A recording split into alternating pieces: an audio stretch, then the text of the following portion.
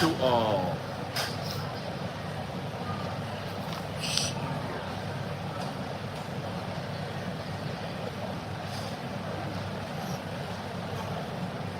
My eyes are getting worse by the day. Need to go get some new glasses. Hopefully you can hear me all right. Everything with the sound and video is top notch, working very well. Today is, it's thank Buddha, it's Friday today.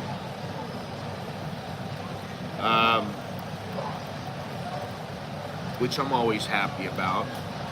It doesn't really matter because every day is like a Friday, pretty much. Let me see here. Right now the temperature is 27 degrees Celsius. The air quality, which has been really bad lately. The air quality, let's see here if it's a better. I think it is. It is 55, which is poor. It's moderate. And I'll tell you what, my wife and I really noticed the difference in the air and just kind of feeling it, especially her. But I feel it now in my nose. My nose is clogged up a lot more, and it's because of all the crud in the air. Let's see here. Today's what? Friday. High of 31, low of 22. Let's see here. And the feel like temperature is I don't know. Feel like temperature, I guess it's 27. It's the same. That doesn't sound right. No. Let me see here. Yeah, the feel like temperature is the same as the temperature. It's 77 degrees.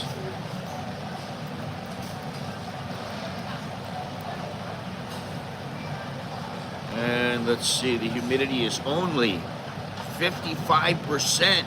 Unbelievable. Quite dry out today.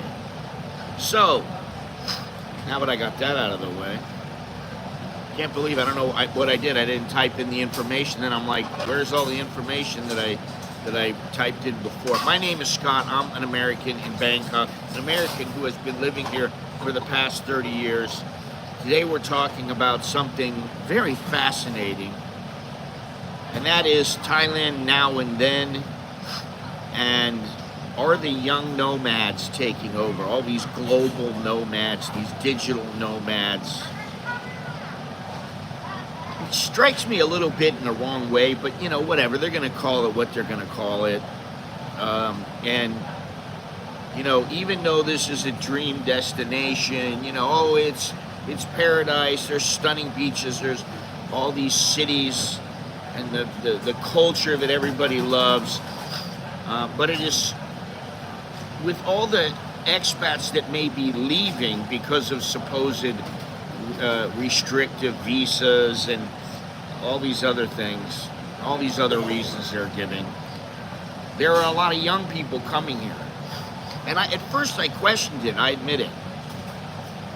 And the reason I questioned it is because when I first started coming here, there was no digital nomad. There were no digital nomads. Nobody heard of a digital nomad. Now, I was a nomad in the sense that I was working from abroad. I got myself a panna cotta today, which I don't know why I thought I had a dirty, and I got ready to drink it, and I'm like, how come nothing's coming in my mouth?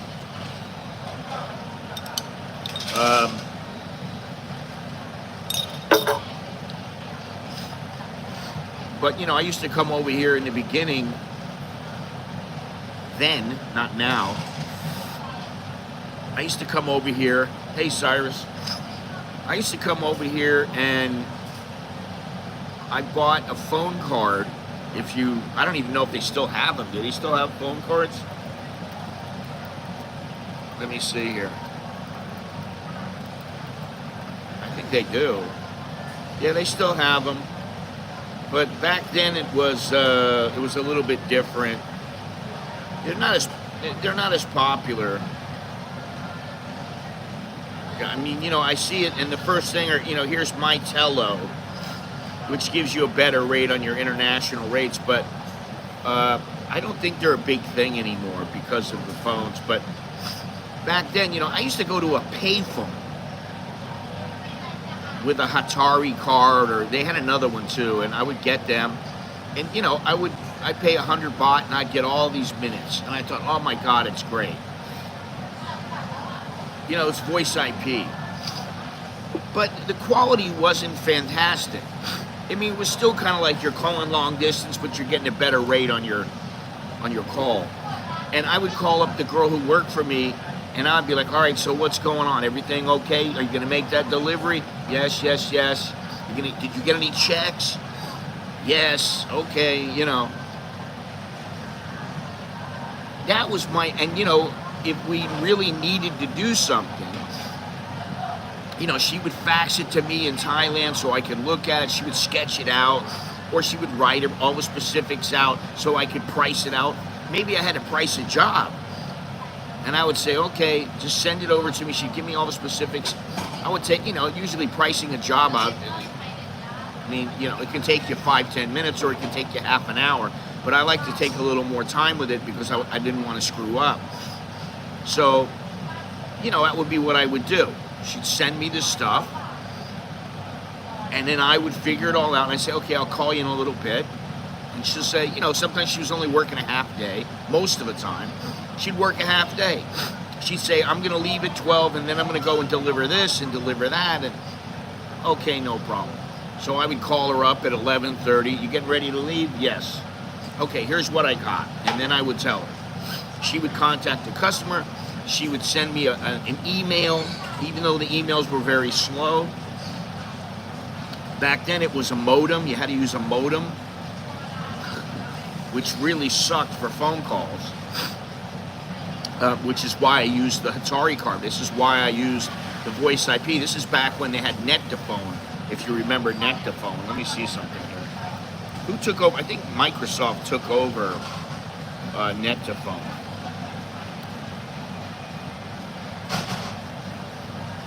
No, they're still in business apparently.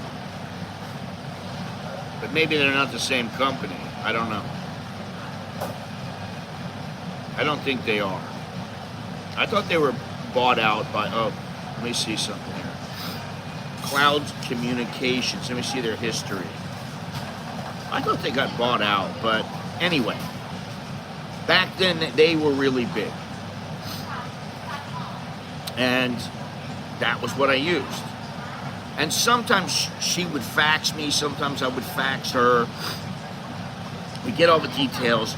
And you know, I can't say that I ever had a problem. We always worked it out. We would talk about it on the phone. We would, you know, fax if we needed to. And I didn't like to fax because it was like, you know, expensive. It was, I don't know, 120 baht or something like that a minute. And then it was, you know, 80 baht every minute after that. And then sometimes I'd have to fax. And I just was trying to keep the cost down so that, you know, it was cost effective to be working. But now it's much different. I mean, it's much different what's going on. These digital workers, freelancers, online entrepreneurs, the whole landscape has been reshaped. And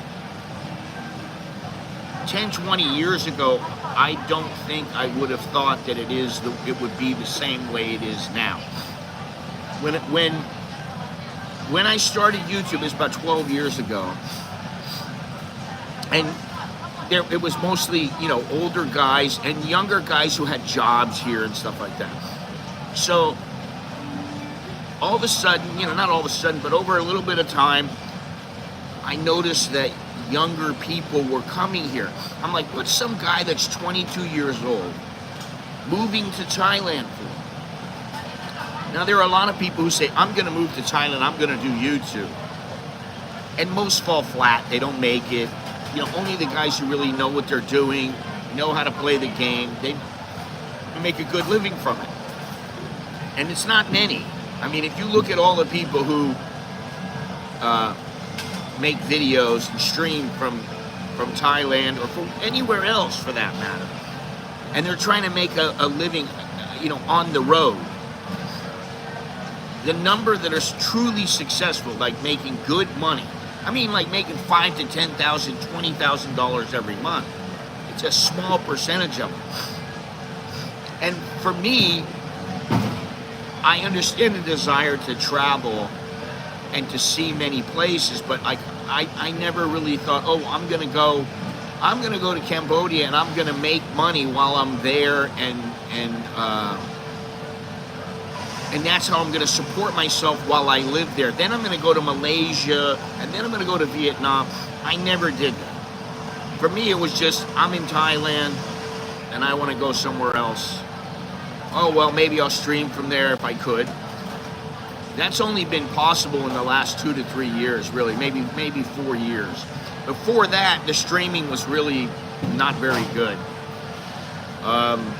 So anyway, things have progressed quite rapidly, and you know, I want to know, how did we get here? What's driving this transformation, and what does it really mean for Thailand's future? Shit's like baby food. Let me finish this up.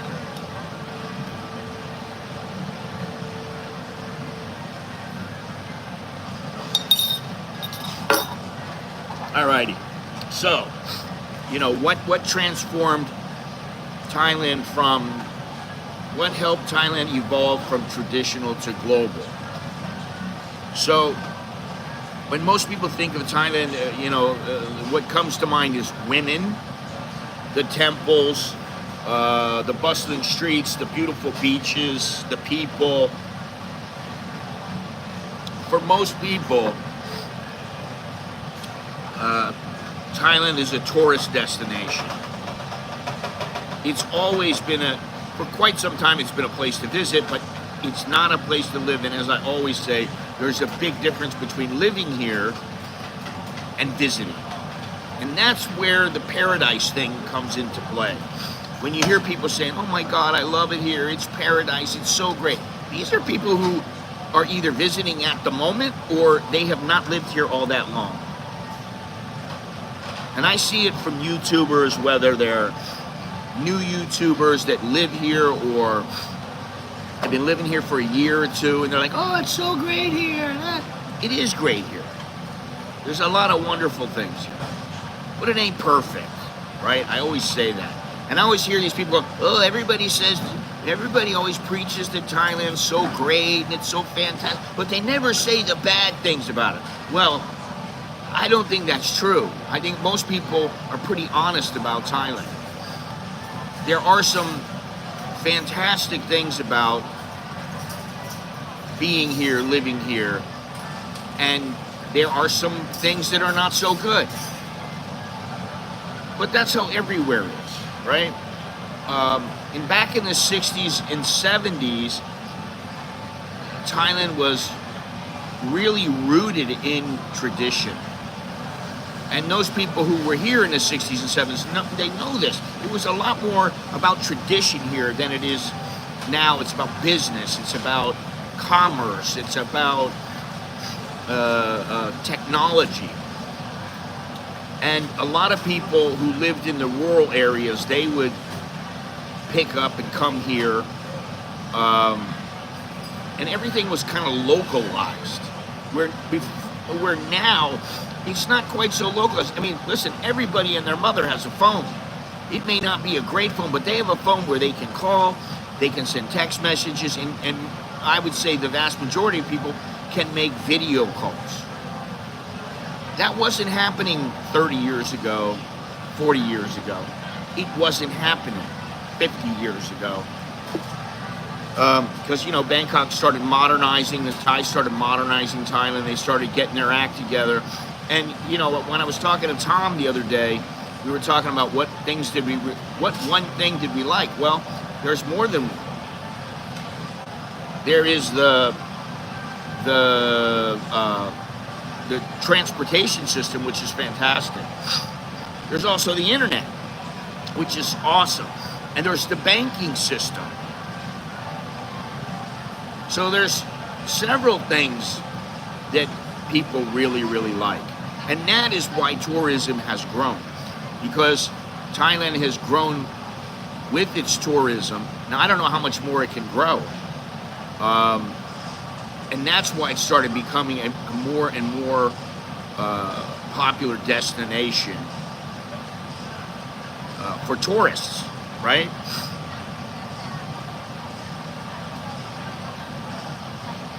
By the 90s, Thailand was a premium tourist destination.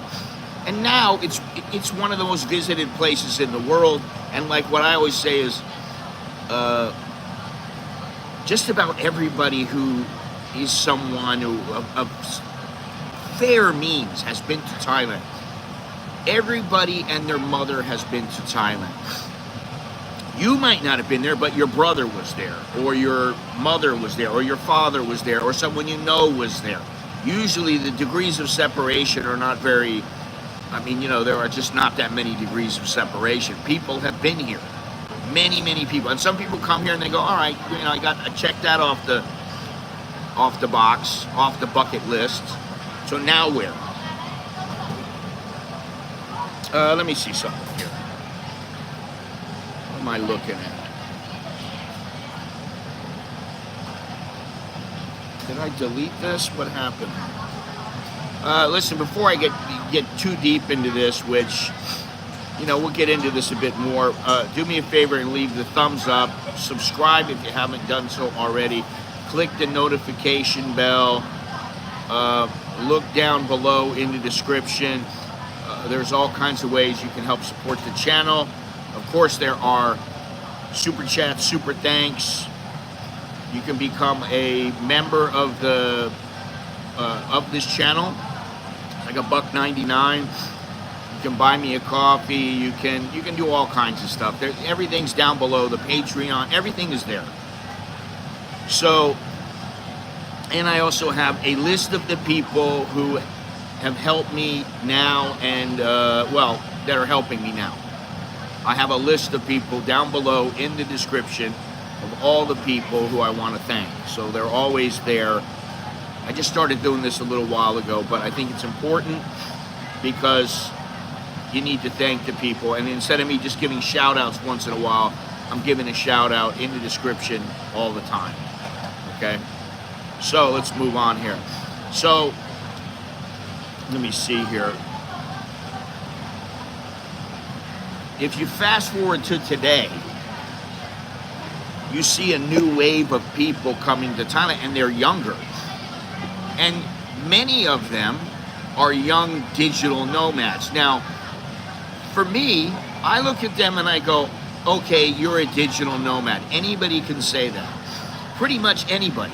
You know, you got 10, 20,000 sitting in the bank. You got a bunch of equipment. You go, I'm going to go out and make it.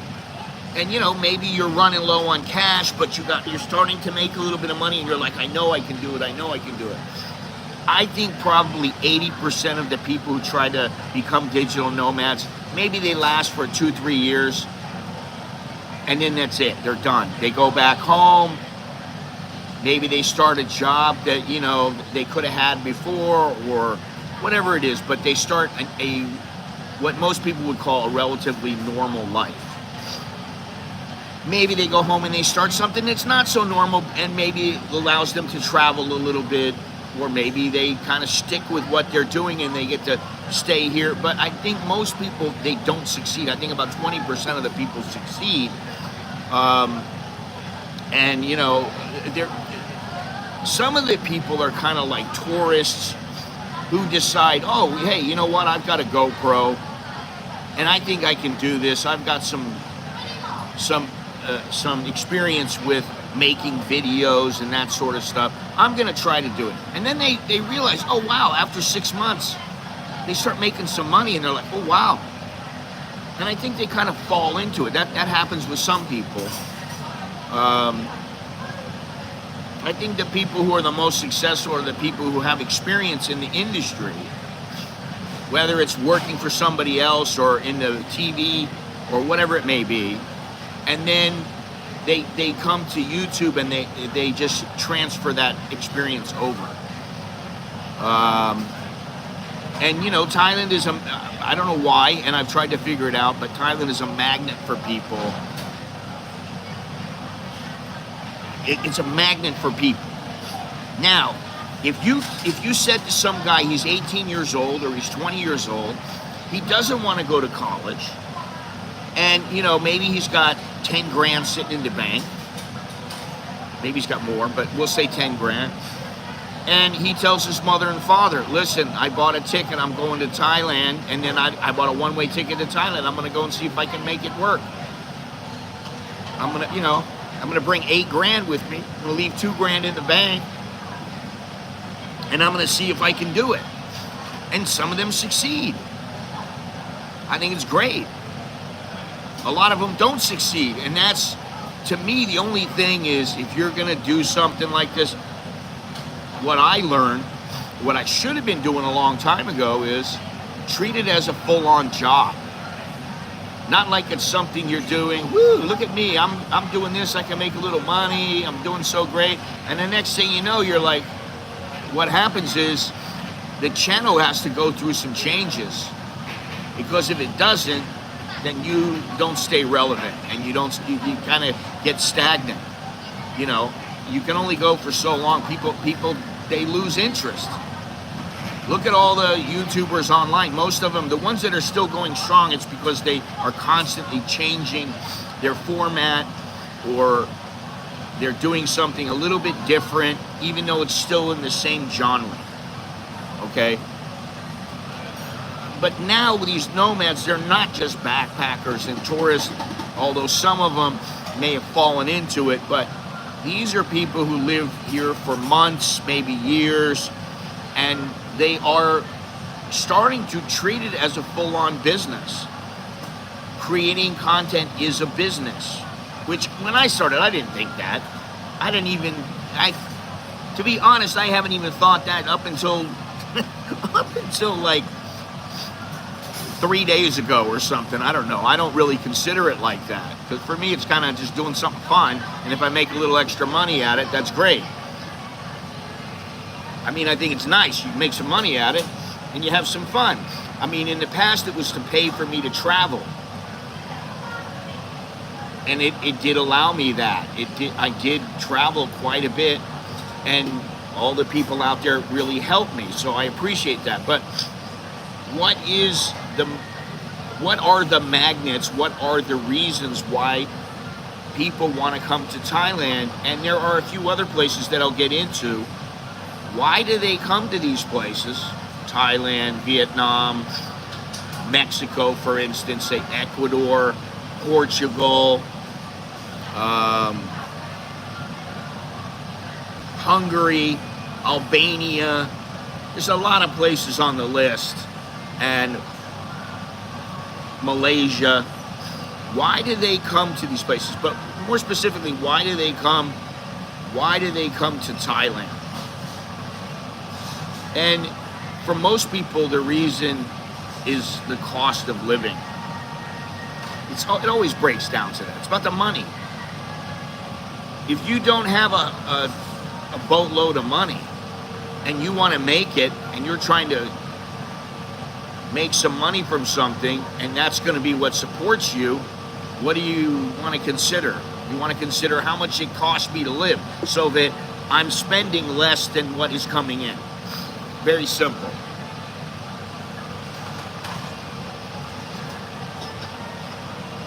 %, the cost of living. Well, there are a couple other things, but yeah, the cost of living is the most important thing. I mean, you could say, oh, do you like it there? That really matters, but Thailand is very, very affordable compared to the Western countries that most of the YouTubers are coming from. Most of the YouTubers that I talk about are Westerners. They're not from India or, you know, from Hong Kong or something like that. There are some out there that maybe I see once in a while, but that's what I'm talking about. And you can live, this is the bottom line, you can live comfortably here for a fraction of what it costs in the United States. And even though the cost of living has gone up in the United States and gone up here, there's a lot of things that is still cheaper. Like, it's cheaper to live here in Thailand than it is in the United States. I mean, maybe, unless you're living in, you know, Missouri somewhere, or something like that. You're living in, you know, Tennessee or whatever. You're gonna live for a lot cheaper. And I know, because I have lived, I'll tell you what, I don't think, how much, what's the, I paid 30,000 baht once for an apartment, but I had to pay for electric, modem, and an extra phone, because that was when there were modems. I had to pay for the maid, I had to pay for electricity, and that worked out to about 45,000 a month, everything. So the apartment was 45,000 a month. That is the most I've ever paid in Thailand. Everywhere else it was $100, $200. I think I paid about 300 bucks for one place where I had the apartment that was 45,000 baht. I think I paid 9,000 baht. And I paid about 10,000 baht. I paid 2 or 3 times. But still, that's peanuts. Everybody I know, they live in places and they're like, oh, my place is kind of expensive. It's 30,000 or it's 40,000. And even that's cheaper than in the US. And I'm like, I ain't paying that. For that, we'll go ahead and buy a house. Which we could, but I keep telling the wife, no, don't do that. Don't do that. Just save the money. Save the money. The money is always more important than anything else. Especially here, because a lot of Thais don't want to buy a second-hand house. Okay? But the cost of living is a big draw for digital nomads. They can focus on their work without the burden of high expenses. They're not living in New York. And, you can rent a place here. Listen, not everybody's going to do it. But you really want to rent an inexpensive place. I mean, you can get a place for $100 if you want it. You can get a place for a little bit less than that, too. It ain't going to be top-notch, though. It's not going to be something where you're going, oh, my God, this is great. Now, I lived in Udon Thani for about 1.5 years, and I had an apartment there. And I paid $100 a month, and all it was a big studio apartment. And the electricity and everything was about another 500 baht, so it wasn't that much at all. Be realistic with the viewers. It will cost you 60% of what it cost you to live in Thailand than the Midwest in the U.S. No, it won't cost 60. I don't think it will. Because if I want, I can live off $1,000 a month easy, and that's not a sixth of what it would cost me in the Midwest. So please, don't tell me to be realistic. That word that doesn't strike me as good, because I'm about as realistic as you'll get, buddy. You're gonna live in the Midwest, you can live for pretty cheap, but it's gonna be a lot closer. I mean, you might pay, maybe you're paying double in the Midwest of what you're paying here. Maybe 30% higher. It really depends. I'm living in a place here, it's 7,000 baht, it's a townhouse. And all the places that are in our village, they're all 10,000, 15,000 baht. Yeah, thank you. I think that some of what we're talking about, it's all because it's anecdotal. What you experience somewhere, you might go, oh, well, that's a lot more than in Thailand. Oh, that's 10 times more. And then there are people, yeah, but you're not only going to eat Thai food. That's the thing. That's bullshit, okay? You are not only going to eat Thai food. I don't care who you are.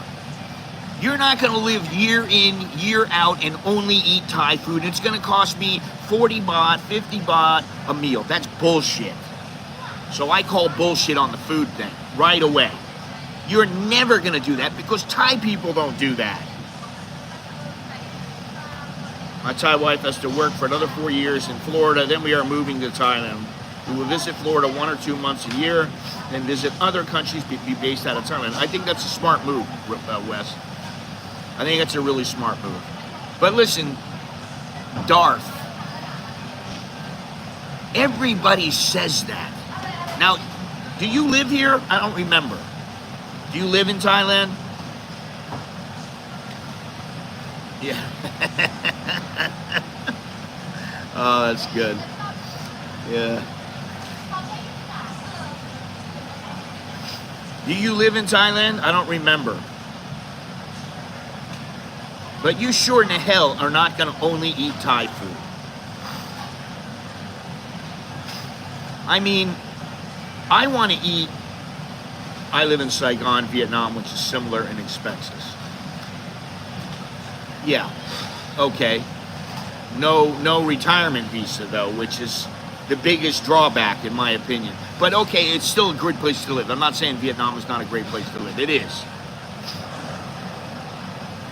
And like we just got back from Da Nang. That place was really inexpensive. There were a couple times where we went, holy shit, I can't believe how cheap this is. And in some ways, it was cheaper than some places in Thailand. Although, if I want to go out to a small city, I'm not talking about Phuket or somewhere like that. If I want to go somewhere that it's not a tourist attraction, it's not a tourist destination, I can get food for dirt cheap, man. Believe me, I can get food all over the place that's inexpensive. I don't have to spend a lot of money to eat. Now, am I gonna eat the quantities that I want to eat?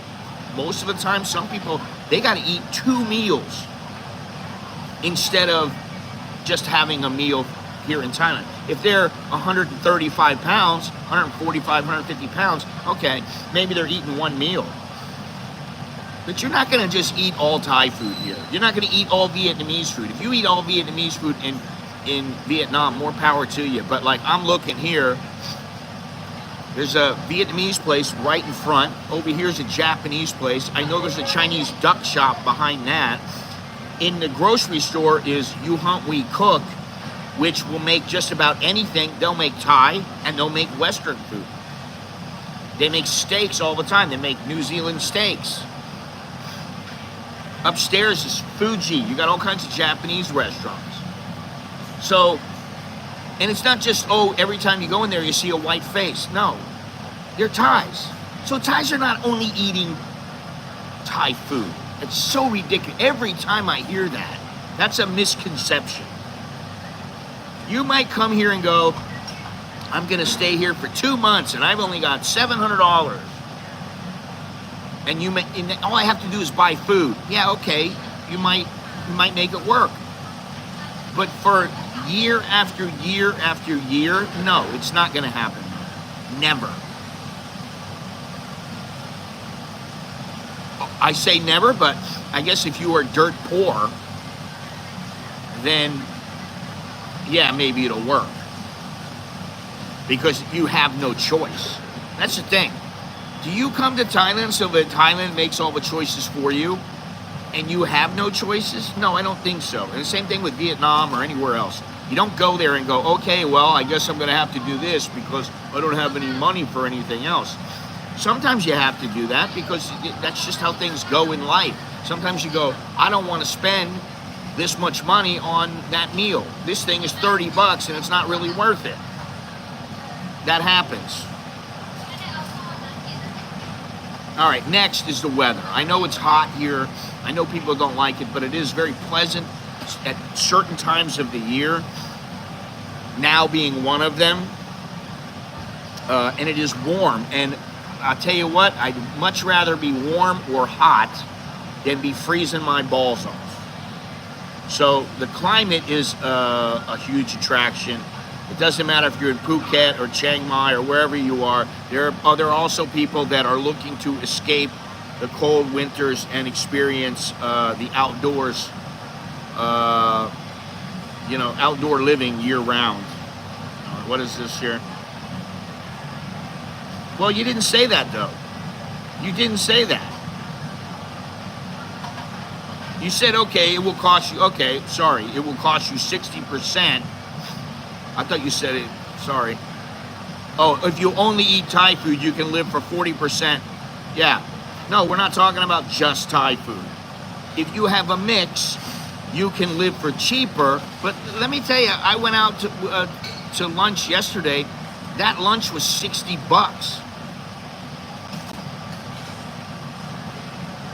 $60. Now, I know that may sound normal, especially if you're in LA or New York or, in the heart of Miami. But you go to some places in Miami, it's $15, $20 a meal.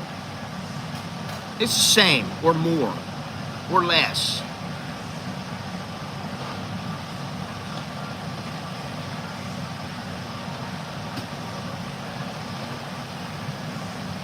Yeah.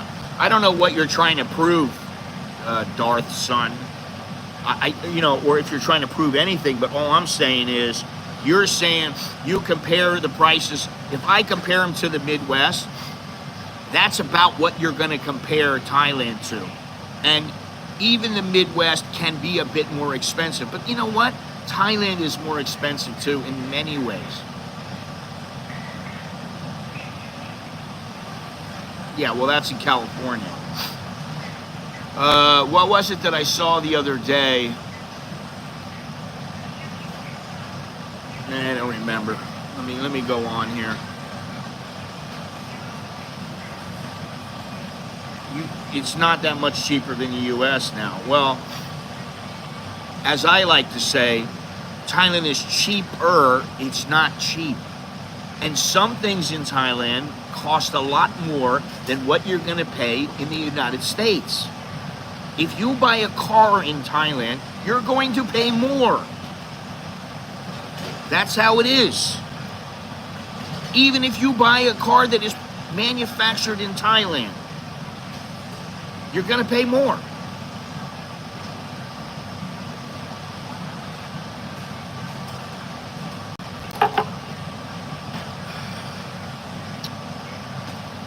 All right, now, as I always say, the infrastructure. There's solid internet connection among it's probably in the top 20 in the world here in Bangkok. Bangkok and Chiang Mai. And in Chiang Mai, the co-working spaces, they're everywhere. They're even here in Bangkok. But like for me, what do I want to go to a co-working spot? Make a little spot in your apartment, make a little office, or get an office for cheap, whatever. Or, if you want to go to the co-working space, fine, but make sure you're alone, unless you've got a partner. I don't know why you got to go there. I don't generally use Wi-Fi. I use 5G, and it's fine. It's very easy to work remotely. Look, I haven't had really any problems with the internet. It's been months and months since I've had problems. And usually it's a problem where I'm out somewhere that's kind of far away, or there's something blocking the reception or whatever it might be. So that's something that makes Thailand a very good place to stay. And also it's the community. The young people, I was young once, a long time ago. To me, it seems like young people make friends a little bit easier than older people. And there's a big expat scene, and there's a big nomad scene, like in Chiang Mai. At these meetups, at the co-working spaces or the workshops, and I don't know why, but whatever, that's what they do, right? Young people who are building businesses online or freelancing, they come together to network. And perhaps that's a good thing.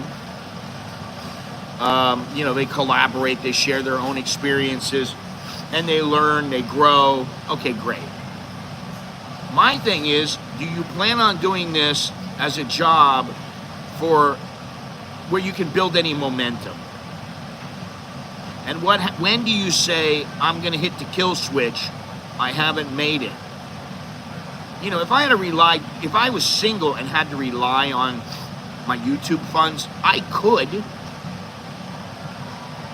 but I wouldn't want to. You know, I mean, maybe some months, if I'm making 20,000, that's not very good. Maybe some month I make 40,000. Oh, wow, that's so much. No, it's still not that much. Now, I know there's people out there making a lot more than that. I'm just saying, you know, where is the longevity in it, and how do you build the momentum up to where you're a guy and you come here and you basically don't have much. You have enough to live for, say, 6 months. And then after another year, you go, wow, I've really done well for myself, where you're making, I don't know, at minimum, say $3,000, $3,000 a month, $3,000 to $5,000 a month. That's minimum.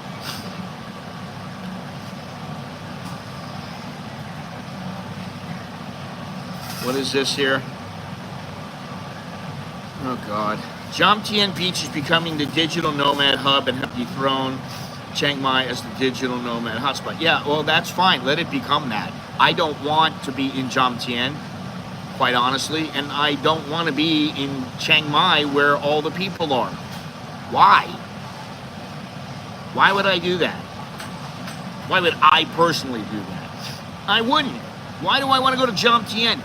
Billy and Jono just went to Jomtien, and I went with them a while back with Carnivore Chronicles. And it's great for a couple of days. You go for a couple of days, you know, 2-3 days. It's fine. Anything more than that, and it starts, the place starts irritating all of us. Because you got all these people they're just doing wild shit. And I don't want to be around it. And a lot of people don't want to be around it. I don't want to be the guy sitting in the middle of, you know, Walking Street. And that's not Jomtien, obviously, but I don't really want to be in an area where every other freaking phrase that I hear is where you go, where you come from, how long you stay, Pattaya. I don't want to hear that shit, man. And I know in Jomtien it's different. But what am I going there for? The beach? What do I go there for? What do I go? What, you know, why would I go there? For the beach there? The beaches suck. Honestly, they suck. So you go to Phuket. Oh, wow, the beach is so great. No. A better place is Koh Phangan. And even that is starting to become overrun with tourists. Or Khao Lak. But Khao Lak to me was a bit small, and I was there during the pandemic. And second class. Honestly, I think they're about third class. They're not the best in the world, and the beaches are not that. You know, the beaches are just not. They don't make me want to go out there and lay there and go, wow, I'm having so much fun. They're not even as good as like Bali. Bali has some great beaches. You know.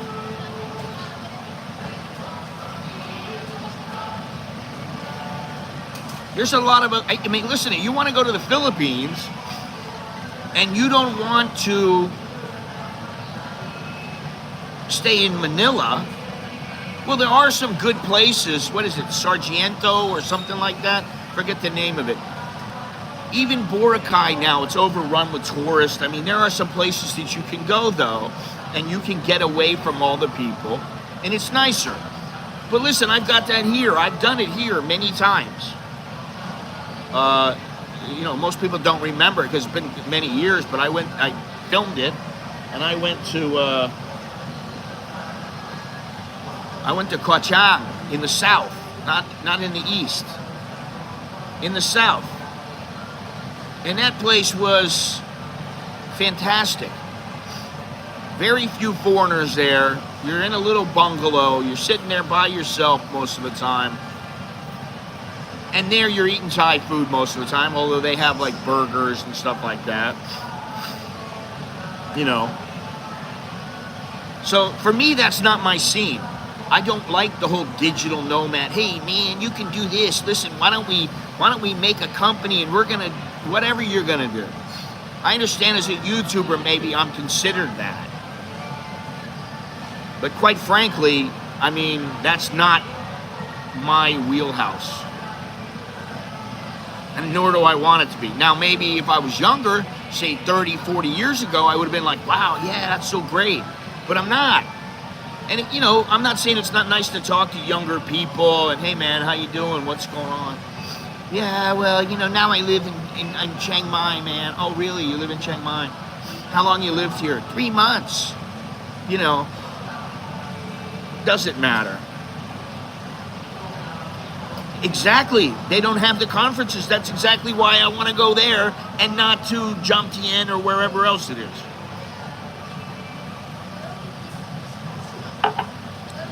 But I understand that it is something that is happening. More young people are looking, oh, YouTube, that's how I'm going to make my money.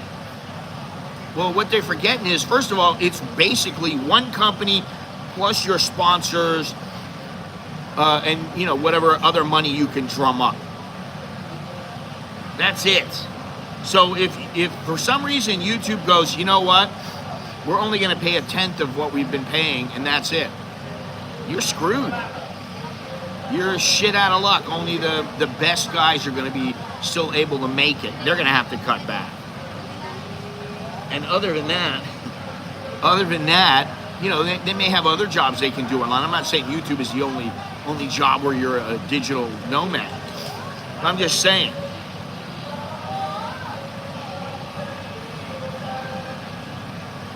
Are you a digital nomad? Darth's son?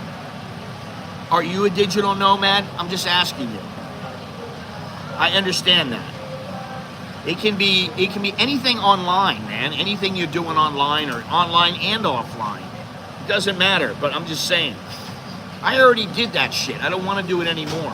You know, it's not for me. That's why I've never been great at YouTube, to be honest.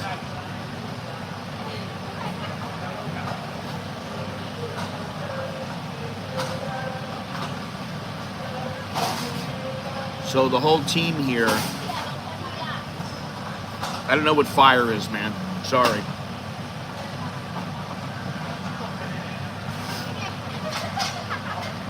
That's why, you know, I am who I am.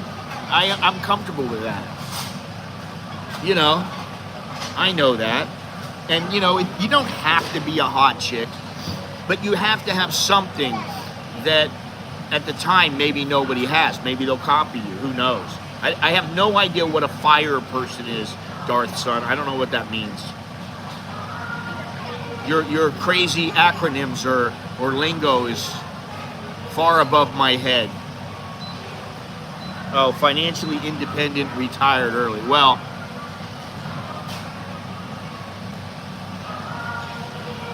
that's nice. That's what a lot of us are. You know, I mean, if I stopped doing YouTube, I went off of YouTube, and I never did it again, I'd be fine. But, you know, at this point now, I didn't really recognize it until I started thinking about stopping. I thought, you know what, it's kind of fun. Even though some days I wake up and go, what the fuck am I doing? I don't want to go out there. But most of the time, I always have a good time. Or, you know, I have a nice conversation, spirited debate, whatever. It keeps me busy. It's something that keeps me busy for a couple hours every week. So for me, that's fine. But I don't want to have to go and do what these people are doing that are younger. I don't envy them at all, because the pressure's on them, and maybe that's a good thing that the pressure is on them, because maybe they'll succeed. You know, the pressure's on them. They have no choice but to succeed, or go back home and do what everybody else does, which is get a job and start working.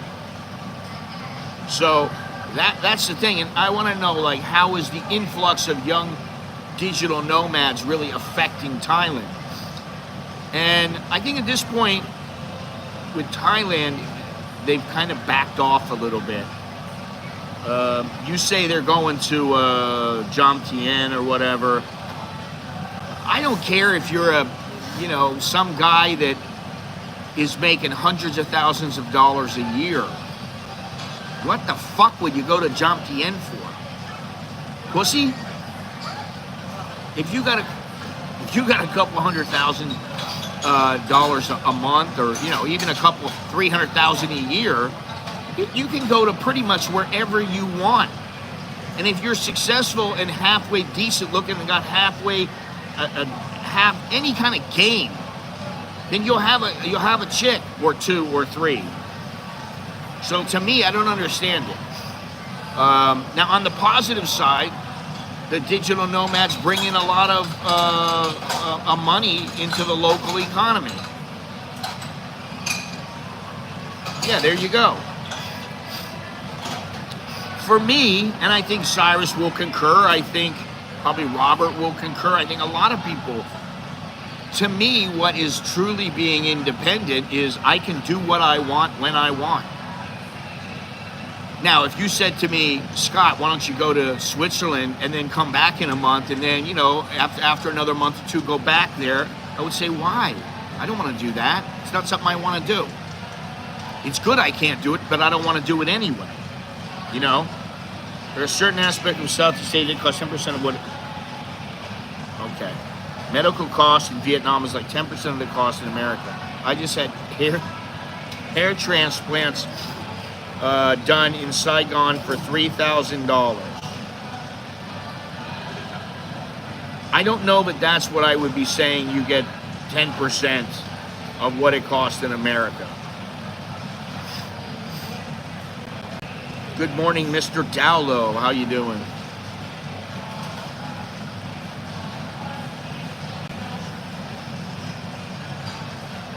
But yes, I agree. There are some things. However, even apartments, condos, houses, they're generally not a tenth of the cost. They may be 60%. They may be, listen to houses that we look at, they're $190,000 to about $240,000. Now, we're not looking at them now, thankfully, because I don't think it's a good move for us, whether we have the cash to plunk down or not. Why? I don't care. They're not going to kick us out of the place. That's not going to happen to us. And if they did, we go, okay, we'll find another place. So when the wife is close to like saying, that's it, I'm retiring. And, we just talked about it the other day. At the same hair transplants cost quoted me in San Francisco Bay for $25,000. Okay, well, I've had numerous procedures quoted, including my hip, including my kid's jaw, and they are not a tenth. They are about anywhere from about half to a third of the price of what it costs.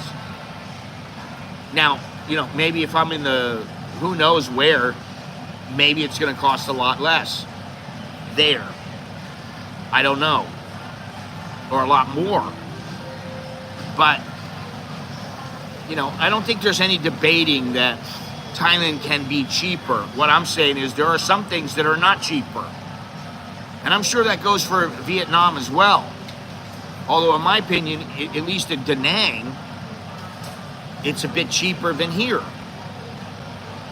But I live in Bangkok. Bangkok is generally more expensive than some other places. Oh God. Oh, that's like saying, oh, every medical... No, they're not all, man. Really, they're not. You say it's half the cost. They're not all half the cost. I can tell you that. I've checked many, many times over. Not on hair transplants.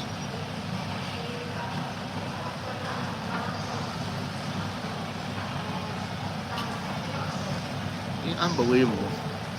It is cheaper here, but I can tell you that they have raised the prices here for expats in private hospitals.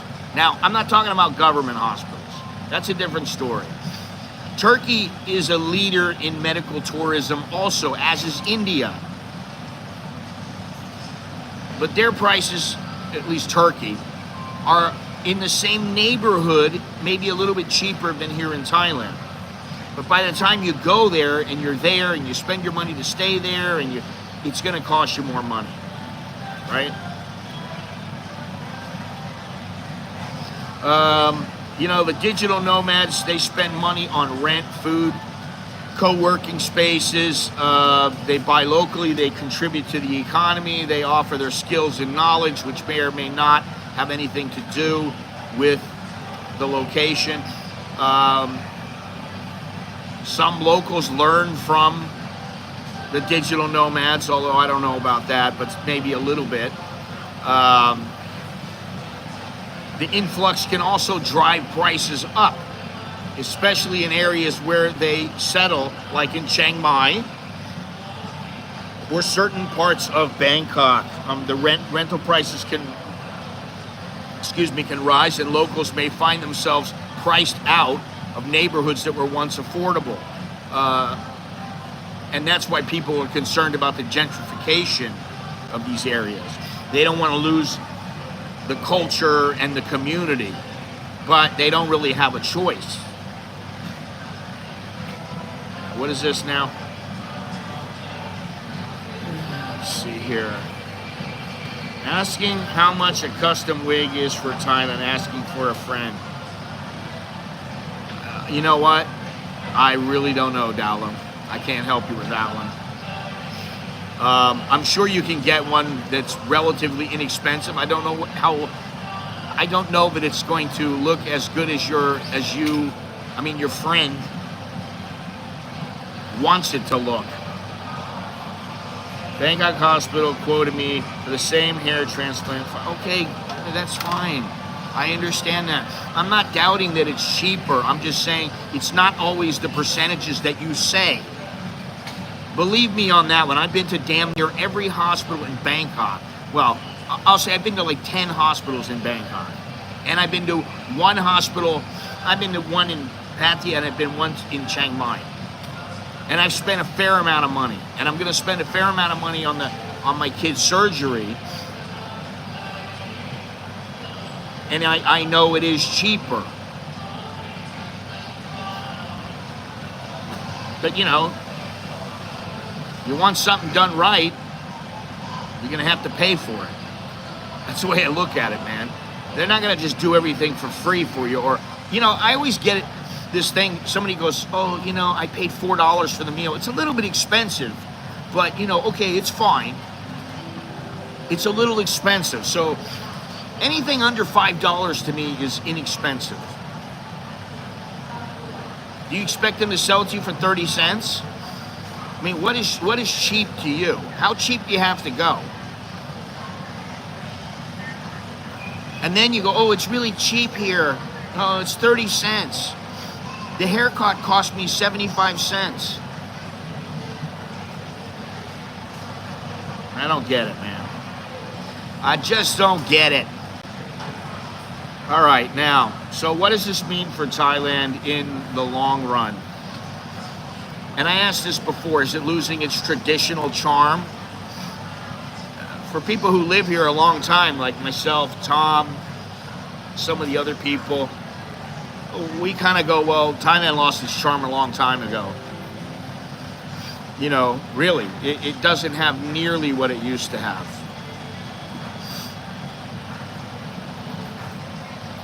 And the younger, more globalized crowd coming to Thailand is helping change the landscape here.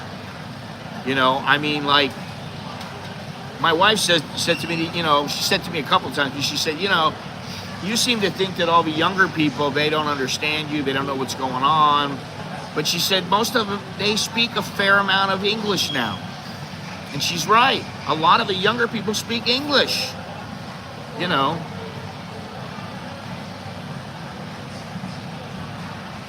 Prenatal care. Hey, how you doing there, buddy?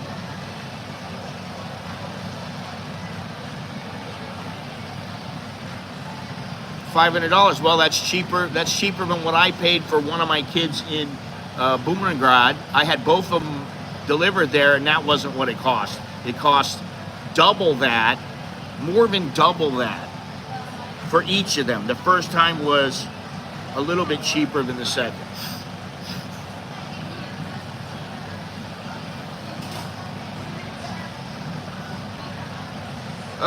Let's see here. You know, if you look around, you're going to see all these cafes, the coffee shops, whatever you want to call them.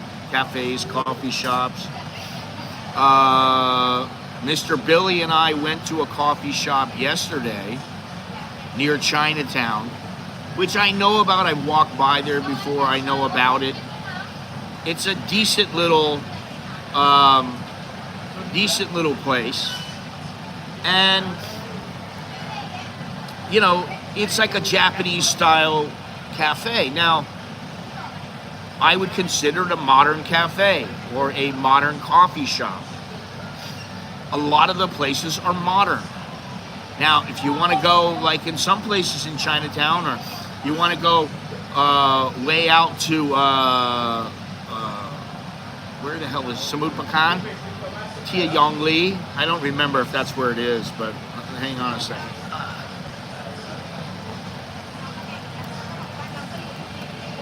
Patumtani. Now that place is 118 years old.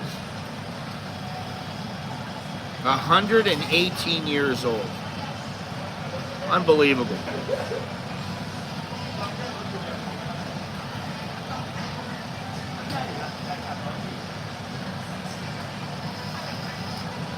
You know, even though Thailand is becoming more modern, there still is, and there are some elements of traditionalism. And it's a pretty good example of how cultures evolve. And this culture has always been a blend of the old and the new, the traditional and the modern. Now it's also including, it's a model that, I guess, the external influences are starting to have an effect on it. I mean, they already have an effect here. You already see things. I mean, listen, you go upstairs and there's you know, Vans shoes and Under Armour, and there's all these different places. They didn't come from Thailand, so you know, it's evolved. And some of these restaurants, they're not Thai. They didn't come from Thailand. You know, so Thailand is not really losing its roots. And it really doesn't matter where the influence comes from. Thailand always figures out a way to maintain its identity. And they embrace the change, which, you know, I mean, not a lot of places do that. They embrace the change and they incorporate what they like, and then they don't use what they don't like. I only went to the dentist twice here in Saigon for cleaning and checkup. Both times they gave me a deep scaling, cleaning, and full checkup and charged me $400,000, $18 for a full cleaning. Well, then I guess it is cheaper because it's about $420 at a good place here to have a deep scaling. So if that's all it costs, maybe I should fly over there and get a deep scaling and then come back.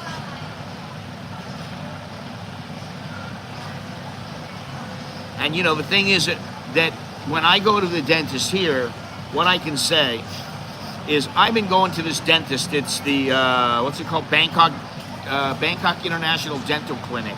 I think they have 2 or 3 locations.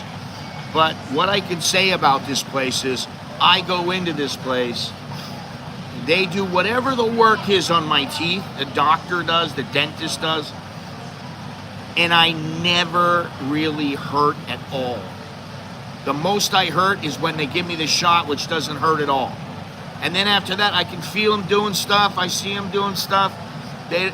I don't feel pain. It's not me either.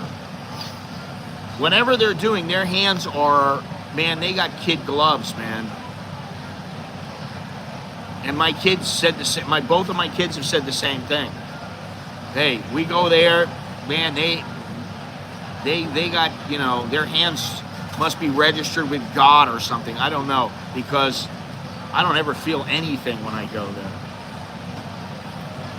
So for that, I'm really thankful. Even though I pay them, I'm paying, you know, triple, whatever it is. Not triple, you know, what was I going to say?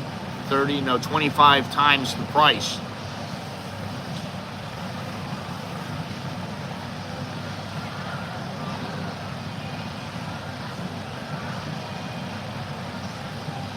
Yeah, okay. There you go. Level 3. They don't have those levels here. You either need a deep scaling or you don't.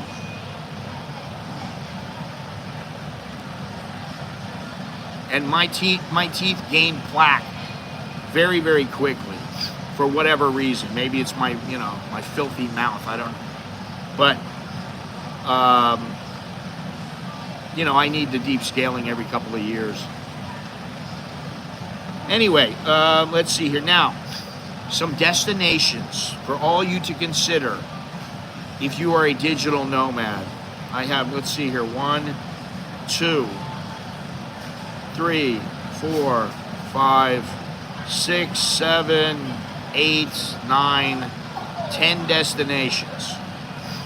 Okay, the first one is Vietnam. Very inexpensive. Especially like Da Nang, which I found to be extraordinarily inexpensive. They got really nice beaches, although I've been to some beaches in Vietnam that were not what I would call top notch, but they were decent. And it wasn't bad because, you know, there's all kinds of bars on the beach or anything like that. It was just because maybe they were a bit rocky or whatever it might have been. There's no protection from the wind, and it was always windy there. But they don't have a specific retirement visa. But you can do the long-term stays, and if you want to do a business, investor, or dependent visa, you can. And as far as I know, you use the agents, and they will do it for you. You can see here certain nationalities. If you're married to a Vietnamese citizen, you can get a 5-year visa exemption for certain nationalities.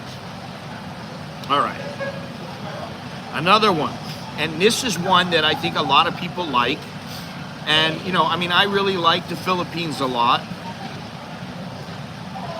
But again, there's a difference between living there and visiting. And to me, if I was out on a beautiful beach and, you know, on some coastal area where the beaches were really nice, or an island where they were really nice, everything was great, and I just didn't really have that many needs, I'd probably say the Philippines would be a good place for me to go. But if I had to stay in,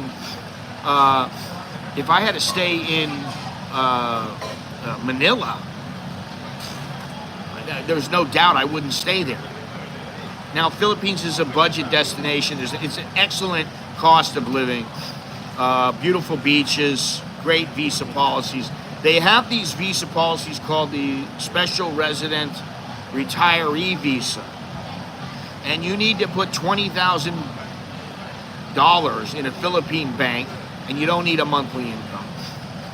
Or you can use that's the SRRV Smile. You can use the SRRV Classic, which is pension-based. You need a $10,000 deposit plus a monthly pension of at least $800, or if you're a couple, it's $1,000. Or they have the, you go in on a 30-day free visa. I'm not sure if that's a visa exemption, but you go in and you can extend it for 3 years without leaving the country, and it works out to anywhere from $300 to $500 a year, depending on the extension frequency. And there's no need to prove income or make deposits. You just pay for the extensions, which I guess is good, you know. So that's why people like the Philippines, that and they speak English. I'm there. I'll check out the Bangkok International. It's BIDC. They know us well. Our whole family goes there. I'm there in February. Thanks for the recommendation. I wouldn't have serious medical treatments like oncology or spinal surgeries in Vietnam. I'd go to Thailand for cancer treatments or major heart surgeries. Okay. Same thing goes with Cambodia. But I don't have Cambodia on this list. But I know a lot of people who are like, oh, move to Cambodia. And, you know, I like Cambodia. I don't have anything against the people there. I think it's a great place. And the people are a little bit different than Thai people in the way they carry themselves and the way they are. And I love it there, but I don't want to live there. And I don't care if I am picky. I don't want to live there. It doesn't have a lot of the things that I want. If I wanted, I'd go there and live on some beach near there. But even the beaches, I don't want to go to the beaches. I don't want to go someplace owned by Chinese, first of all. I don't want that. All right, let me go on here. I said Philippines. I said Vietnam. Colombia. Overall, Colombia is pretty safe.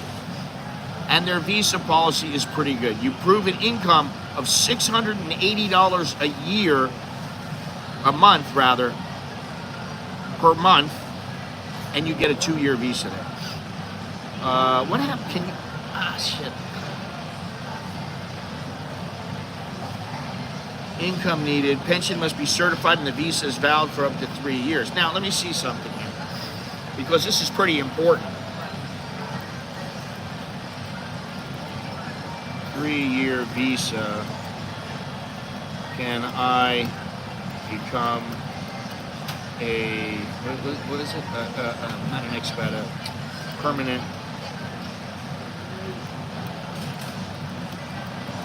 resident. Yes, a 3-year visa in Colombia can lead to a permanent residency after 5 years. Shit, I should fly over there and do that. But how long do you have to stay? Oh, R visa is for foreigners who want to live in Colombia permanently. You can apply for an R visa after living in Colombia for a set period of time, usually 2, 3, or 5 years. Yeah, I should look into that. I like Colombia a lot, but I don't know how I feel about living there. I mean, if I was living there with my wife and my kids, I don't want to live there. I think that culture is going to be so foreign to them. They don't want to live there, you know. I don't think they want to live there. But I think the visa setup there is pretty good. It's something you might want to consider. Also, Hungary. Gorgeous architecture, great food. They have something called a white card for $2,100 a month. $2,100 bank statement for 6 months, and it acts as a resident permit. No specified fixed income retirement, but you must prove sufficient financial resources to cover living expenses estimated at 1,000 to 1,500 euro per month. Additional proof of accommodation and health insurance is required. So that's pretty good. I don't know about living in Hungary. That's pretty far off the beaten trail for me, as is Albania. They have beautiful beaches. They have gorgeous beaches there. And they have nice mountains there. And they have a digital visa with proof of sufficient funds, $9,800 a year. Unbelievable. They have a Type D visa, retirement visa, minimum 1,000 euro per month, or similar proof of sufficient funds. That's very, very little. Why didn't you say Panama instead of Colombia? The medical in Panama is so much better than Colombia, and Panama is much safer than as well. The US dollar is the official currency. Well, Personally, I don't have it on this list because I don't think it's the greatest place for digital nomads. And personally, I've been to Panama, and while maybe I would live there, I don't know really about, I just, I don't, some places I have a feel for it, like with the wife, and some places I don't. We went to Portugal, and I was like, yes, I could live here with them. They could live here. We went to Ecuador. Yes, we could live there.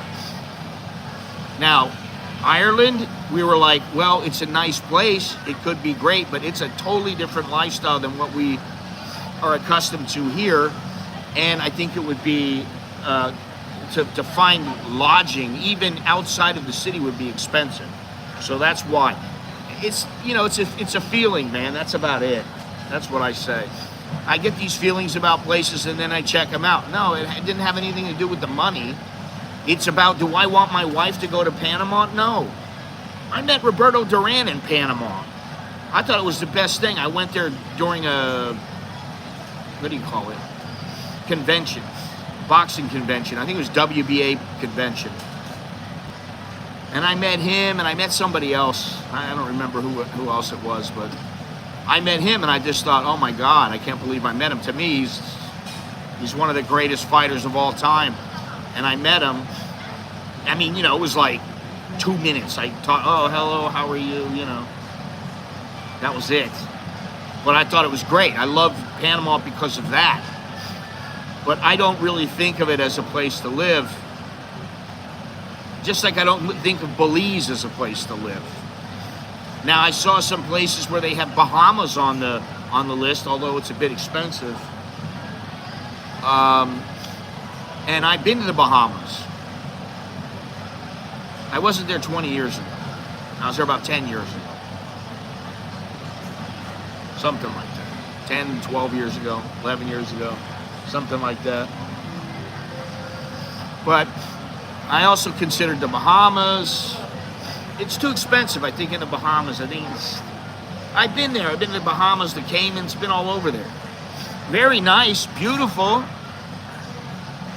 But the beauty only takes you so far when you're like, oh shit, I don't have as much money left at the end of the month. And that's, for me, what it's about. It's about the money. Let's go on. We cannot forget, did I say Albania? Yes, I did. Yeah, I know it is, man. I know the Bahamas are expensive. I got my diving certificate, my PADI certificate when I went to Bahamas a long time ago. It was fun, it was great, but guess what? I wasn't footing the bill. Mom and Dad were. But I knew how much things cost, and I know about now what they cost, and I've been there after that, but all right, the next one on the list, we got 1, 2, 3, 4 left, and that is Thailand. Of course, Thailand's going to be on the list. Great beaches, great people. The people, great people, good cost of living, and numerous visa opportunities. No, I did not say that. Why would I say that?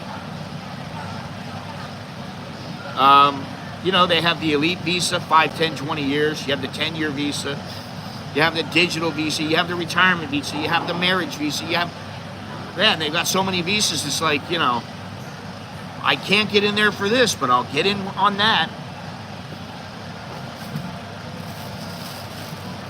If you can't get on one thing, you get in on something else.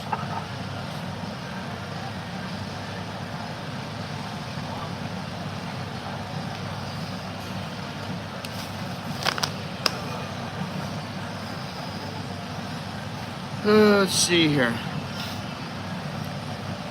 I'm glad I'm not a smoker. My neighbor just paid $640 for a carton of 10 packs of cigarettes. I just saw somebody talking about that. It was $64 a pack. To me, that's ridiculous. All right, ridiculous. I know about Montenegro. I know all about Montenegro. But Thailand, you know, like I said, they have all kinds of visas. O, OA, OX, M. What's the M visa? Oh, it's a media visa. You can come here with 65,000 baht, 800,000 in the bank, or you can have 100,000 baht, or coming in every month, or 3 million in the bank. Some of these visas require health insurance, and they have specific thresholds on those, on the coverage. But what gets me is that so many people go, I'm leaving here, man, the visas are too hard to get. I'm like, no, they're not. They're really not. You just have to put a little bit of time in to doing the paperwork. That's all it is. You gotta do the paperwork. And you have to have the money. If you don't have the money, it's always gonna be hard. Good morning, Paul. Next, Portugal. It's a safe, affordable, and warm climate.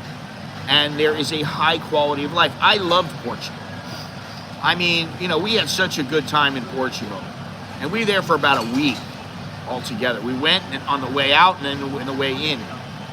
And yeah, and that's 5 years, and you have to do it every 6 months. You go out every 6 months. Nobody said anything about taxing them. Everybody's so worried about this tax shit. That's what it is, it's shit. Nobody said a word from the government. Nobody said, oh, we're going to tax foreigners.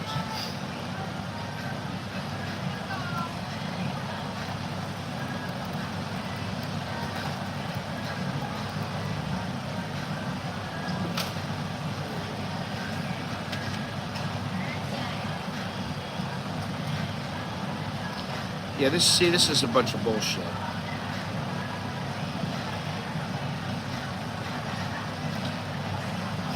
The thing is if they live here for more than 60 days out of the year, then maybe they're going to have to pay.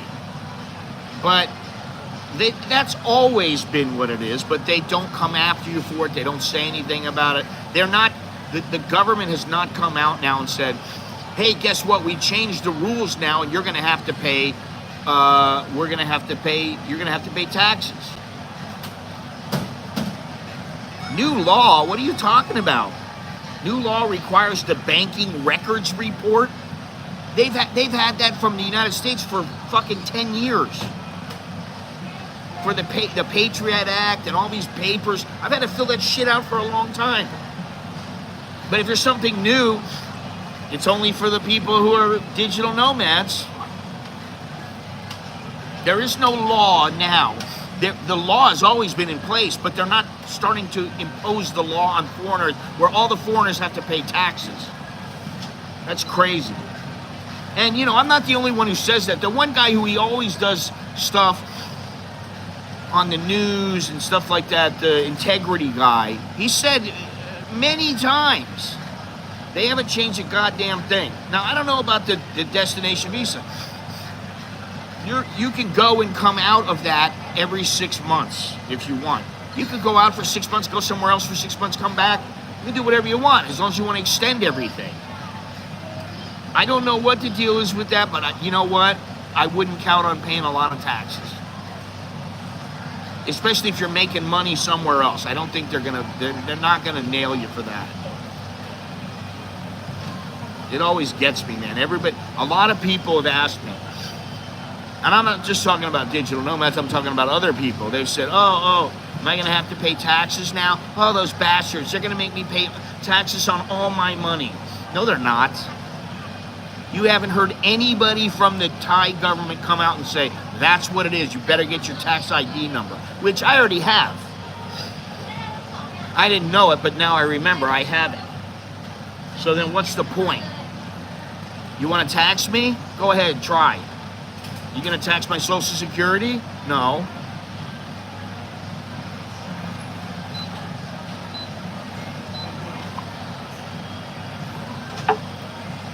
Anyway, there's a lot of people out there that are saying, oh, you better get ready, you're gonna be paying taxes. Now, in Portugal, I'm not sure if you have to pay or not. but you can get a D7 visa. You have to have 9,120 euro a month, 760 or a year, $760 a month.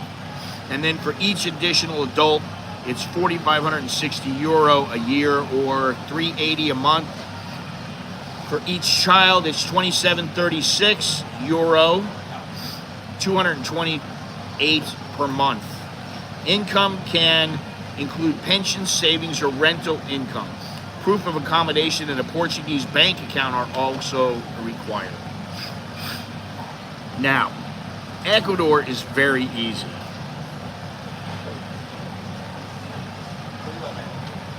Well, why would you? First of all, they haven't said anything about it. The only people saying that are the media, and they're full of shit. That was an internal memo that they were talking about. And that wasn't something saying, oh, all the foreigners are going to have to pay. It's so ridiculous, man. Imagine them trying to tax me on all the money I make in the world. Now, I'm here. I understand I have to pay some tax. But I'm not earning the money here. Why am I going to pay them tax on all that? If that's the case, then all the expats will leave. They're going to go, fuck this, I'm out of here. The Thais don't want this. They don't want that to happen. And no one still has said that's going to happen. And supposedly it was, oh, starting January 1st, you better have your tax ID number. No one said that. It's ridiculous. It ain't gonna happen. All right, in Ecuador, very affordable in Ecuador. Low-cost healthcare, and the healthcare there is very good. It's quite good. Low-cost housing. I mean, the housing there and here is fairly similar. I would say there it's slightly more expensive. Healthcare, cheaper. Places like Cuenca and Vilcabamba attract retirees with mild climates, natural beauty, and a welcoming expat community. And you need approximately $1,380 for a rentista visa. I thought it was $1,000, but I guess I'm wrong.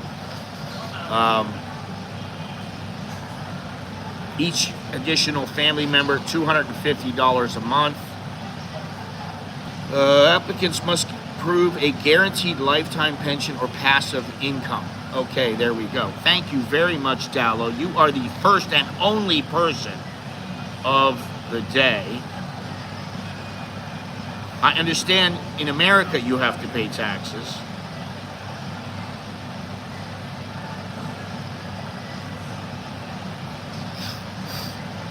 Yeah, I mean, you know, and listen, I understand you have to pay tax in America on something you own. Why are you paying tax for your house? Because you're earning income from it?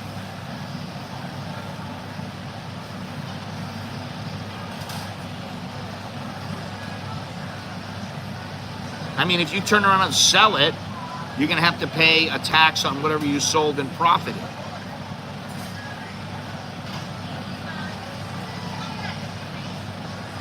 You know, Robert, I've told so many people about that, and I've told them, listen, you don't have anything to worry about. Really, it's ridiculous. You don't need to worry about it. And they're still worried. I tell them, you can go and do this, you can go and do that, and they never listen.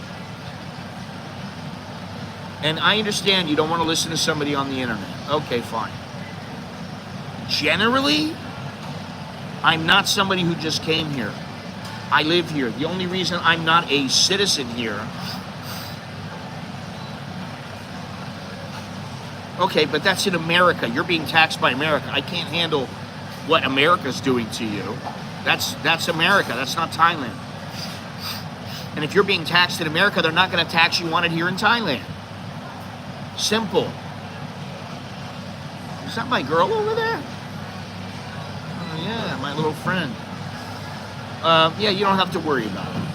I mean, I don't want to keep talking about it because it's fucking ridiculous. But Ecuador is great. I like Ecuador, and I also like Ecuador is very close to the United States. That's what I really like about Ecuador. That and, you know, the fact that It's a pretty good place to live. It's a pretty good place to hang out. And I would live there part-time. I don't think I would live there full-time. But I would live there for, say, 3-4 months out of the year. I would definitely live there. Same thing with Portugal, though.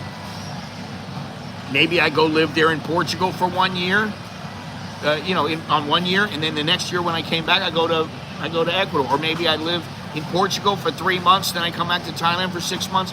Maybe I live in the South. My wife had just asked me that, could we live in the South? Could you live in the South? Could you handle it? I'm like, hell yeah. I could handle it. I have to find some things to do. Maybe get a motorbike or something, but other than that, there's no reason why I couldn't, especially if the house is all fixed up. Listen, everybody, please do me a favor, and you see Dowlo just made a contribution, which I really appreciate. I'd appreciate if you gave him a thumbs up. That would be very nice, because he's only got 2 thumbs up right now. I can't believe that.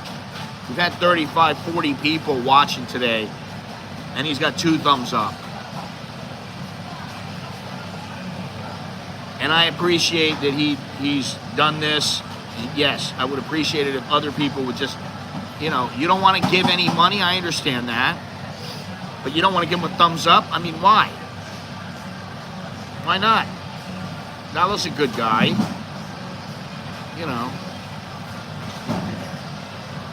Most of the time. That's what a friend told me. Yes, they consider my rental income as if I'm living in America as any other taxpayer. I understand that. However, in Thailand, there is such a thing as the treaty. No, but it doesn't matter, because you get that you will not have to pay tax on that money if you can prove that you got that money. I don't understand what the hell's so hard to think about it. If you transfer the money to Thailand, if you transfer let's say $24,000, you get $2,000 a month, and you transfer $24,000 here. First of all, there is something known as the treaty. What is it? Treaty of Thailand and America, or some shit like that. What is I forget the exact name of it. You're so full of shit on a lot of things. You think you know, but you don't know. I don't want to mean any disrespect, but that's bullshit.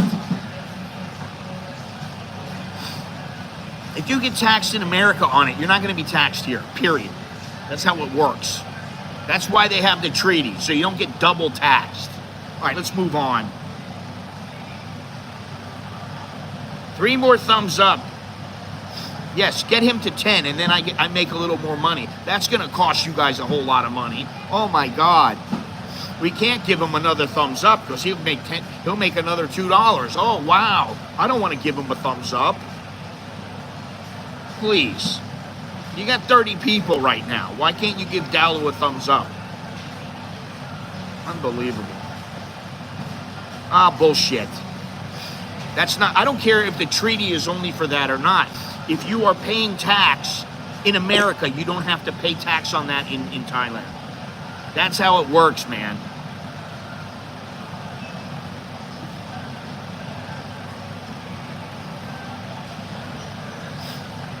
And it's up to a certain point, but if you're paying the tax on that there, then they're not going to make you pay the tax here. Exactly, man. I mean, that's bullshit. You need to rethink what you're thinking here. The thing about Thailand, and I would think you would know this in Vietnam, the thing about Thailand is everything is not done by the book.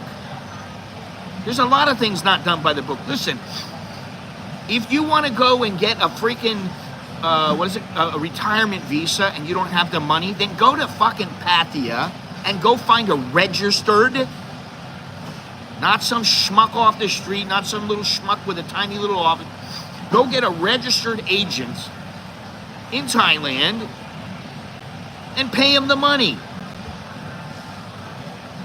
It's not a secret. There's a lot of things you can do. Not just with an agent or something like that. I understand that. You can tell me that all you want, but I'm going to tell you until I'm blue in the face, you're full of shit. Oh, I don't know about tax laws. Come on, man. Listen, I know what other people are going through and what they've gone through and how they've not been taxed. And I think, honestly, you're just...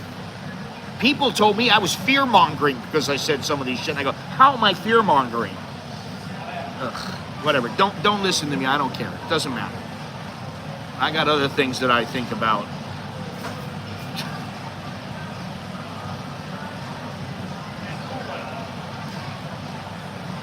Thank you, Dowlo. Thank you.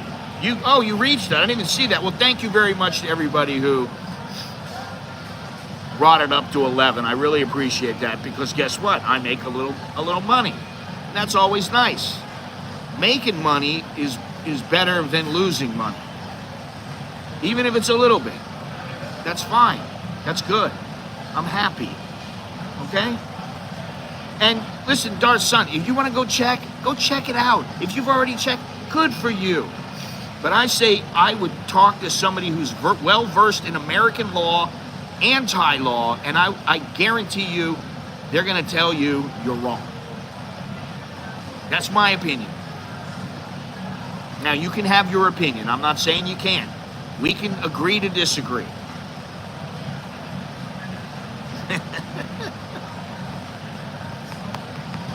That's all there is to it. All right, there's one more place left on this list. And that is Mexico. Now, Mexico offers diverse options for retirees, from vibrant cities like Mérida to beach towns like Puerto Vallarta, which I have been to. I think that was a place that had senior frogs, and I got freaking legless there. Everybody that was from our boat got legless in senior frogs. Oh, that was Mazatlan. Sorry. Oh well, kind of defeats the purpose of the story, but okay. The cost of living is low. Healthcare is high quality and affordable, and the proximity to the United States is very convenient. Although I will say Mexico City is very, very dirty, you know, like pollution-wise. And the temporary or permanent resident visa simplifies relocation. What is this temporary? For a temporary visa, you need $3,500 a month. I thought it was like $2,400 or $58,000 in savings. For permanent residency, you need $250,000 in savings or $5,000 a month. Requirements vary by consulate, and proof of steady income or assets is required. There is one more place that I forgot about, and that is Malaysia. I thought can you get a, let me see here. Mexico, can I get a passport?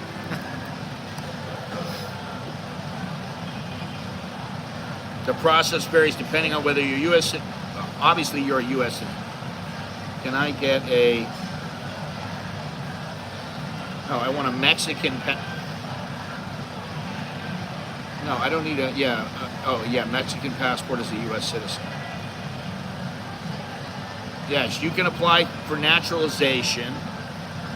Oh, but you have to have... through residence, be at least 18, have a clean criminal background, reside in Mexico legally for at least 5 years, which is kind of normal. So you can do that. Mexico's pretty good.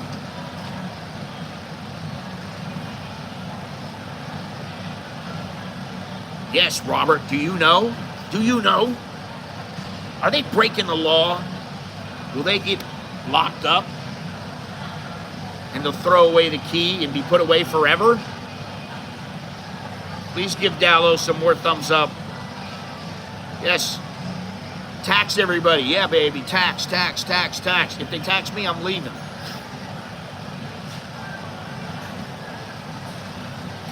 All right, Malaysia. First of all, Malaysia, their second home program is no longer what it used to be. No longer cheap, no longer affordable. But it does provide retirees with some great weather, many modern amenities, and a relatively long What am I thinking of? Low cost of living. Cities like Penang and Kuala Lumpur offer excellent healthcare and expat-friendly communities. You know, I don't care about this fucking expat-friendly communities. I always meet people no matter where I am. It doesn't matter if I'm in Bangkok or I'm some little shitty town. I meet Westerners. Now, maybe if I was in the worst shithole in the world, I might have a hard time finding them. Or maybe I'd meet all kinds of them. But I don't know what they're constantly droning on about this expat community thing. And it's apparently you need $8,500 US to live in Malaysia on their Malaysia My Second Home program, or you need liquid assets of $320,000. Requirements differ by age, and retirees over 50 may have more lenient conditions. These amounts are subject to change and may vary by consulate or location within the country. And you know, Malaysia, I just put it on the list because a lot of people like Malaysia. I don't know why. To me, I don't see anything redeeming about it at all. There's really nothing I like about Malaysia. I don't dislike it, but I sure in the hell don't love it. The sound of the beaches that are nice. Okay, great. That makes it okay. After that, I'm sorry, I don't want to live there. I just don't. I've been in Kuala Lumpur. I don't want to live there. No way. So anyway, what does the future hold for Thailand? I think it's safe to say that this trend of the young global digital nomad is going to oh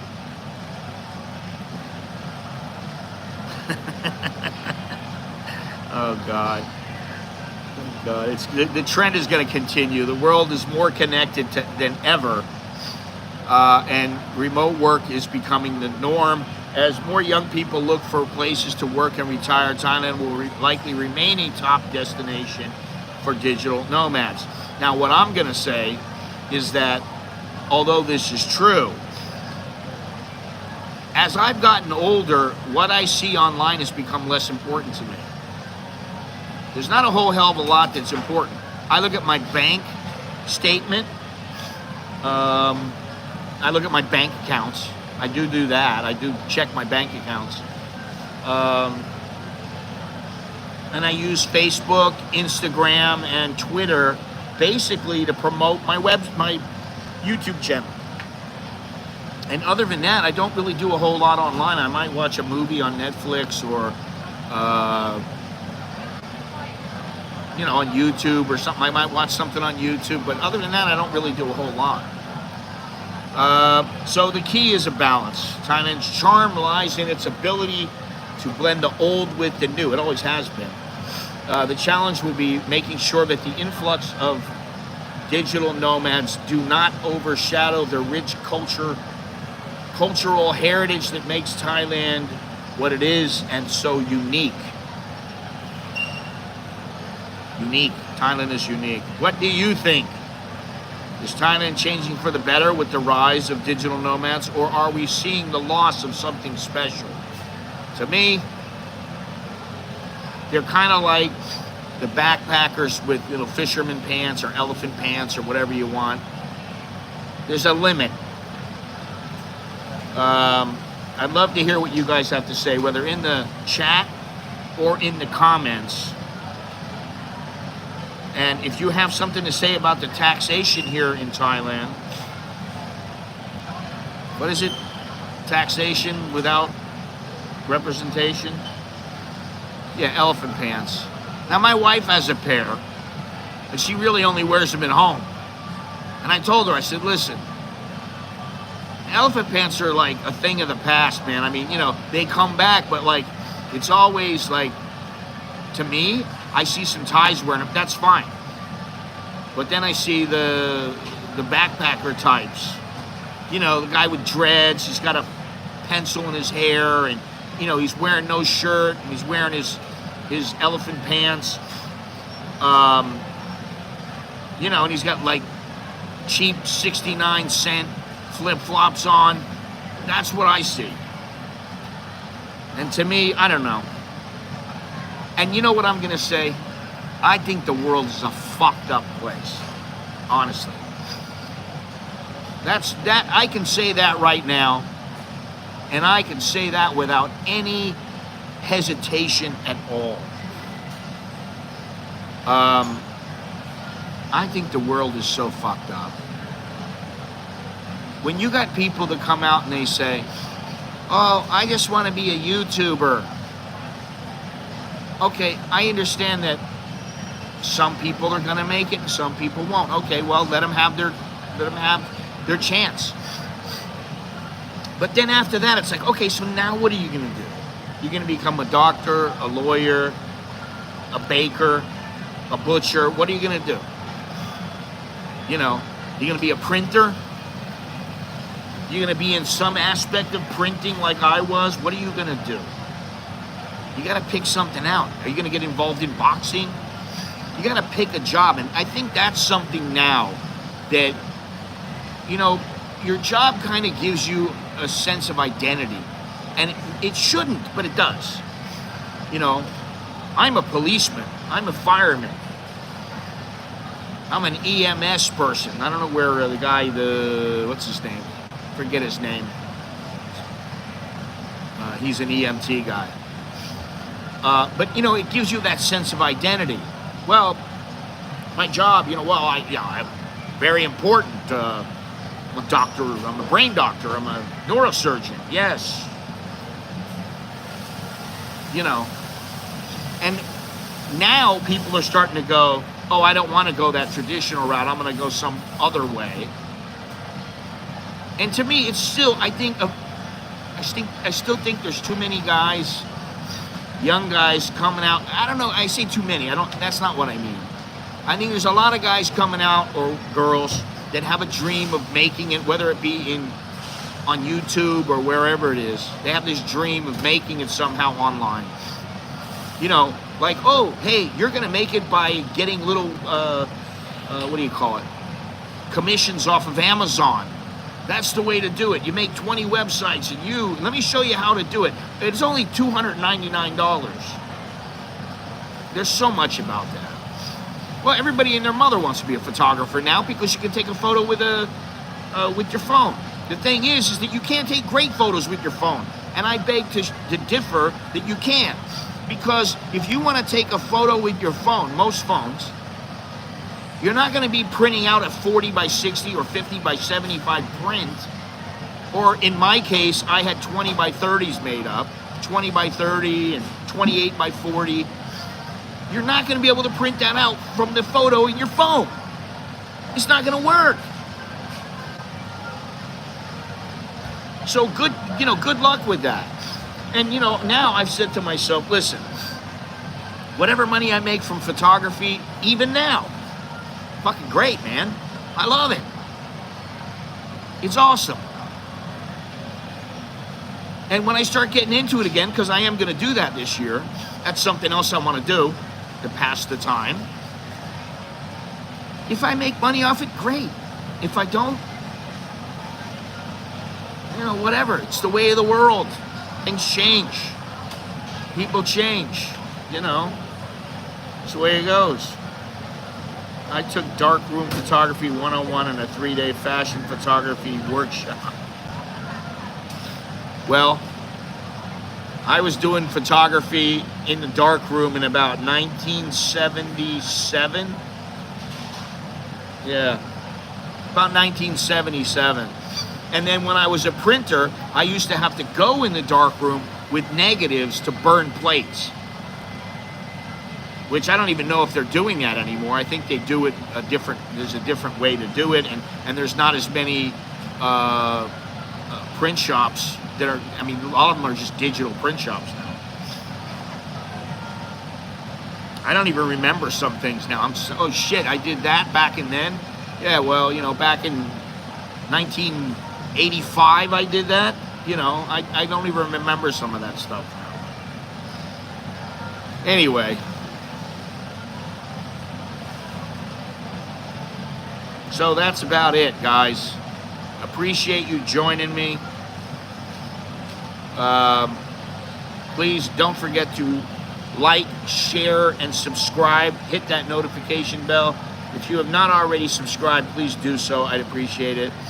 And hopefully we'll get into some more deep dives into the evolving culture of Thailand.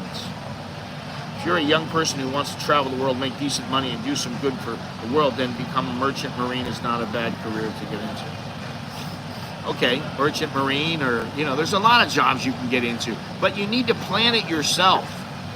You need to figure it out yourself, and that's the problem. Is some guys just go, oh, I don't know where to start. I don't know what to do. What am I going to do? Well, you know, they used to have guidance counselors and all that kind of stuff. And you go, hey, listen, you tell your guidance counselor, listen, I want to travel. He might say, okay, go into the Army, go into the Navy, go into the Air Force, whatever it is. Go do that. And, you know, you might not travel right away, but they're going to send you some places if you're there. That might be what he tells you. He might tell you something else. It really depends. But there are plenty of opportunities for people. You just have to open your eyes and look, and that's the thing. Make it a job to find a job. That's what I say. That's what I say. Yes, that's it. Okay. So, I am Scott. I'm an American in the polluted Bangkapi area of Bangkok. Until next time, Chokdi, that's good luck. Without Jerk and Mai, that's see you later. Until next time. So yes, I will see you the next time in the next video, which I don't know, maybe Sunday, maybe Tuesday, I'm not sure. But thank you very much for watching. I really appreciate it. And wise, big wise, all back to you. And thank you to Darth's son for all your banter. I appreciate it. And Gabe and Dale and MGTOW and Dowlo, of course, and everybody else. Robert, appreciate it. And yeah, I'll talk to you guys later.